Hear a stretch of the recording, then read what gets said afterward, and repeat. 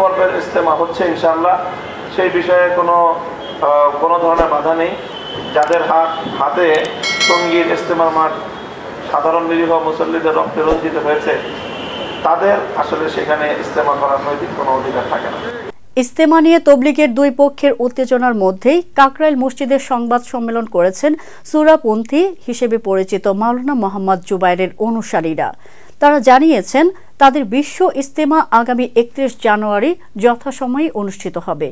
এ ব্যাপারে কোনো সন্দেহ বা সংশয়ের অবকাশ নেই। তবে পরবর্তী পর্বে মাওলানা সাদের অনুসারীদের যে ইজতেমা হওয়ার কথা রয়েছে সে ব্যাপারে এই পক্ষ থেকে বলা হয়েছে তাদের হাতে তবলিগের নিরীহ মুসল্লিদের রক্তের দাগ, তাদের ইজতেমা করার কোনো নৈতিক অধিকার নেই। তবে এই বিষয়ে প্রশাসন সিদ্ধান্ত নেবে বলে জানান সূরাপন্থীরা। শনিবার কাকরাইল মারকাজ মসজিদে এই সংবাদ সম্মেলন অনুষ্ঠিত হয়। সংবাদ সম্মেলনে লিখিত বক্তব্য তুলে ধরেন মাওলানা নাজমুল হাসান কাশেমি। সংবাদ সম্মেলনে উপস্থিত ছিলেন হেফাজতে ইসলামের আমির আল্লামা শাহ মহিবুল্লাহ বামুনগিরি, বাংলাদেশ খেলাফত মজলিসের মহাসচিব মাওলানা মামুনুল হক সহ আরো অনেকে।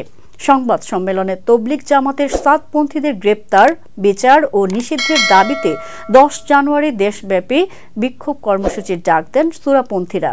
এসব দাবি মানা না হলে 25 জানুয়ারি দেশের সব পর্যায়ের প্রতিনিধিত্বশীল আলেমদের নিয়ে সম্মেলন করে পরবর্তী কর্মসূচি ঘোষণা করা হবে বলে জানানো হয়।